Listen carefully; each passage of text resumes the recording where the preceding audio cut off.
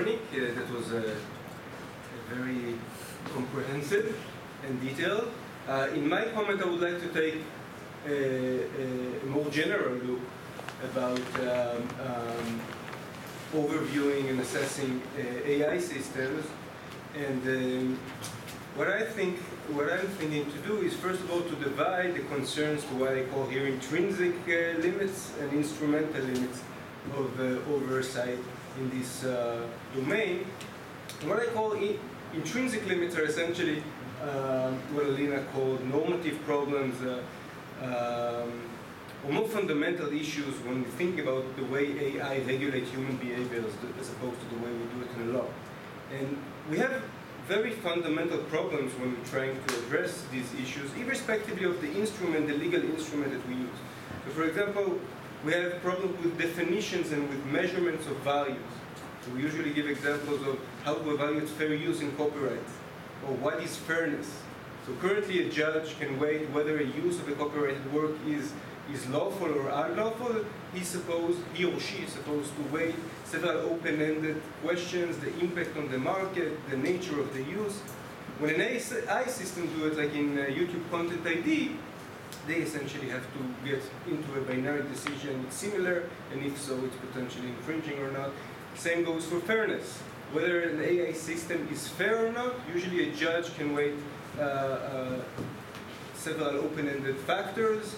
In computer science literature, we have over 20 definitions of what constitutes fairness.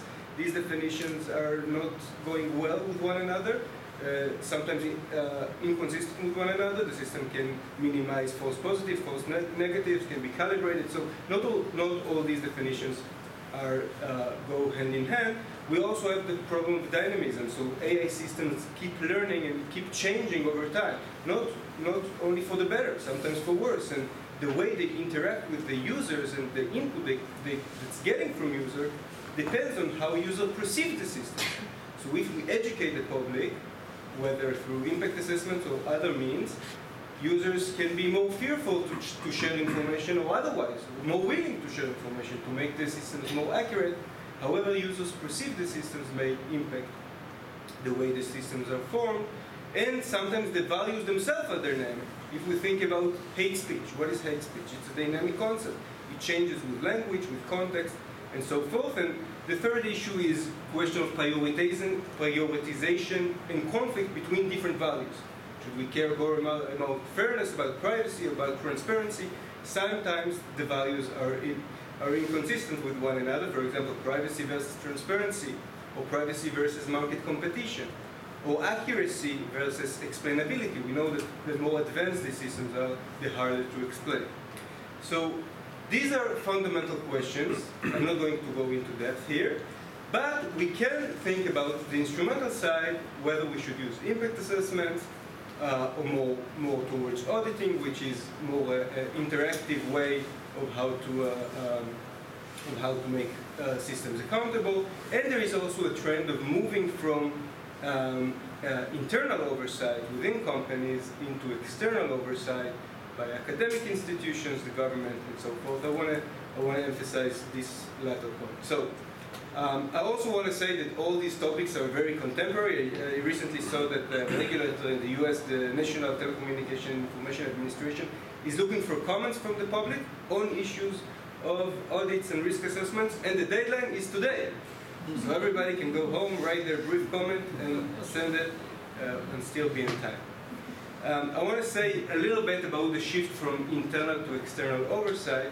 And here I just want to make a quick overview and then say some suggestions. So, as for what is internal oversight, self-regulation in the most basic form, is what the company is essentially using her own in-house teams to conduct responsible AI. I brought here the acronym used by Microsoft: FAIT, fairness, accountability, transparency, and ethics.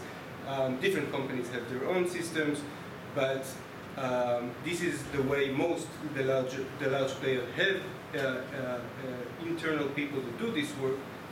Companies have the resources, have the information, they can do it, but there is also the criticism that companies have an inherent conflict of interest this way I put money on this head of the auditor.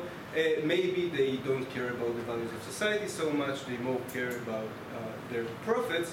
So there is a shift towards what the literature calls second-party oversight or second-party auditing, where the company is not doing the work itself, but the company outsources these responsibilities to others, but sometimes they still have financial connection. They order these reports and so forth. So the dollar sign is smaller than the head of the auditor here, but there are still connections and there is still criticism. So for example, I mentioned this report where there is a human rights impact assessment in Myanmar, and this group from Harvard saying it was a failure essentially because it was limited. And then we see a third shift towards third-party review. And this is where the literature and the regulation is going, saying, and that's very intuitive, we don't want the companies who are doing this work to be in charge of the auditing, of the assessments of the risk. We want to have some external party to do this work. And here too we can think of different variations of how third-party oversight can be done. So the most intuitive approach is to go to the government, to go to the regulator. And this is the way it was initially done. So for example, in the US there is the proposed Algorithmic Accountability Act that empowers the FTC to do the work of AI accountability, the GDPR. We have impact assessments submitted to the regulator as well. But we also know that there are problems with the regulators as well. Problems of expertise, problems of regulatory capture. So other approaches, more recent approaches, thinking maybe we are the academia. We are supposed to be the third-party regulators, and there are great benefits for academics doing this work. In academia, we have our own ethics.